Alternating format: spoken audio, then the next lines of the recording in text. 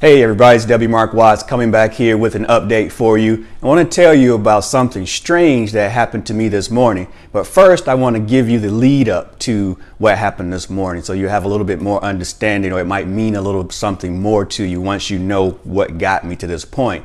Now, it's the piggyback video to the I can't believe she did that video. So if you need the background, go watch that video and you'll get all the details about what she actually did. But now, fast forward. So anytime something troubles you or truly pains you, that lets you know that there's something that you got to work on. There's something there you need to really pay a lot of attention to. So the fact that she was ignoring the hell out of me really made me sit down and think, okay, why does that bother me so much? Yeah, of course, we've been together for 12 years and, I hang my head on the fact that I just think that it's totally disrespectful. I'm not asking for you to stop and have a conversation or do anything special. I mean, just a simple wave, a simple acknowledgement would have been sufficient. So having said that, as I dissected it and really meditated and started to think about it, what was it? What is it that I really need to resolve?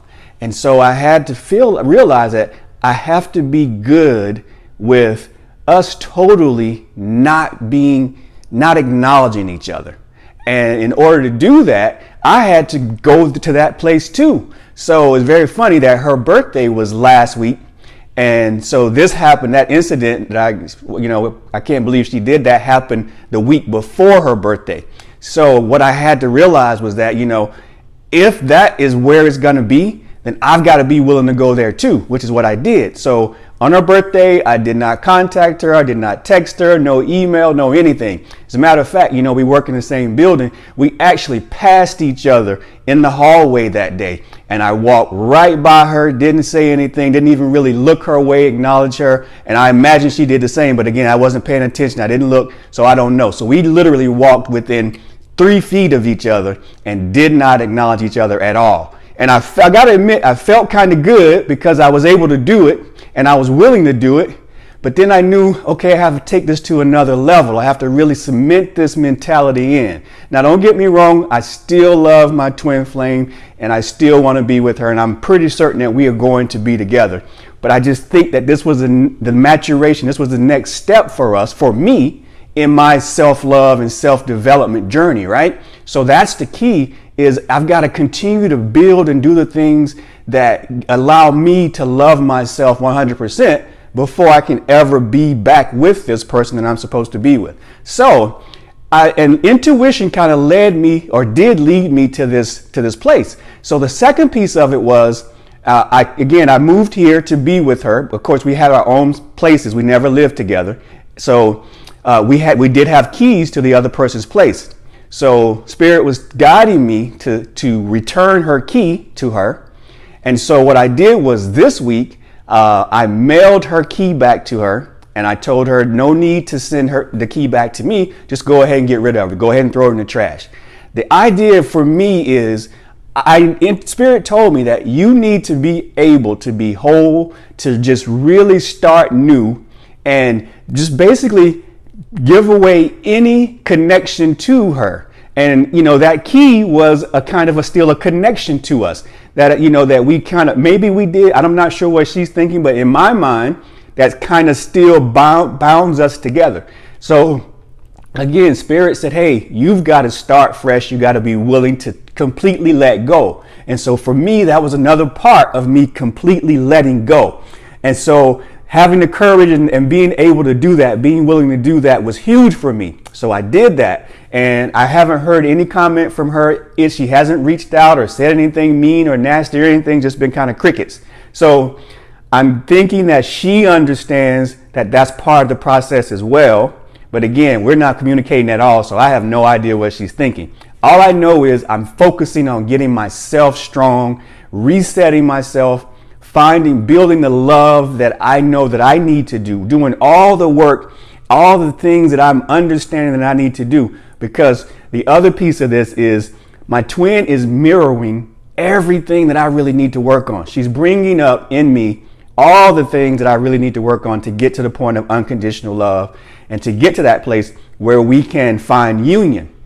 So yes, it's tough. Yes, I'm still on that roller coaster. I struggled this past week a lot with forgiveness and, some anger. And so I definitely still waffle back and forth. So I don't want you to get confused. It's definitely a challenge. It's definitely work related. And I'm doing my meditations twice a day, in the morning and in the evenings. I'm doing everything that I possibly can. I'm still working with spiritual healers to help me release those things, find those blocks, release those blocks, and grow and raise my vibration so I can get back to my twin flame as quickly as the universe wants. But I'm going to do everything that I possibly can to continue to do the work, right? So now what happens is, since I've made those decisions and those movements and listened to spirit, this morning when I woke up, I had a dream that I physically saw in my mind that my twin flame and I were actually separating. So we were one body, but we were pulling apart from each other. Now, I did have that image several weeks back, but it was really quick. But this morning, it was very vivid, and it stayed. Matter of fact, it came back a couple times, and it just showed me our bodies divulging from one another, just pulling apart. We weren't completely apart yet, but we were pretty much like this. And so what that told me is that we are both getting to that place where we're moving apart from each other, we're separating, and we're finding our own personal power, which is something that she talked about with the last meaningful conversation that we had. So that concept has kind of been in my mind a little bit, but I'm starting to really see it, and I'm starting to even listen to spirit more, because spirit actually told me to return her key prior to her birthday. Actually, spirit asked me to do it back in August, but I didn't listen. I was afraid to really do it. I wasn't sure that I wanted to do it, but spirit kept telling me that, hey, this is the right thing. It kept being on my heart and on my mind, and it wasn't done in a malicious way. The note I sent her in the card was not mean. I actually bought a card. I just simply wrote it. It was just very direct and short. And so there's no malice behind it, but it's part of my resetting. It's part of my growth. And I really have to do that in order to love myself fully, because I can't love myself fully if I'm constantly still being connected to her. So I've got to pull myself back, really love myself, do the work that's required to really get to the point where she and I can come together again. Because as far as I know, she's doing the work that she's required to do as well. So, and regardless, I can't control what she's doing. What I can control is what I'm doing. And so I've got to continue to do the work. So, and I haven't done my meditation today because I've been doing some other things, but you can rest assured, pretty soon after I finish this video and upload it, I will get back to some of my meditations, more of my learning and preparation about this whole experience. And then Sunday, the next day, going to continue to do it, continue to do the work. And we're going to see how this thing unfolds. So I hope that my experience is helping you on your journey. Most importantly, listen to spirit. That voice inside of you is always talking to you. And just make sure that you're following it, not doing anything out of anger, totally respecting the separation phase, respecting yourself. And remember, it's all about you. It's all about the work that you need to do for yourself so that whatever is coming your way, when it comes, you're going to be available, you're going to be open, you're going to be receptive to bringing all the gifts and all the greatness that you deserve, because that's what this journey is all about.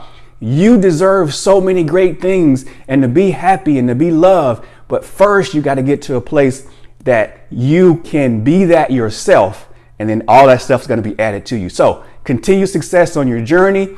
If you haven't subscribed to the channel, subscribe to the channel. I'm going to keep you updated on how things are going with me. Feel free to comment. Let me know what you think. Let me know what you're going through. And I look forward to talking with you guys again soon. Take care, everybody. Bye now.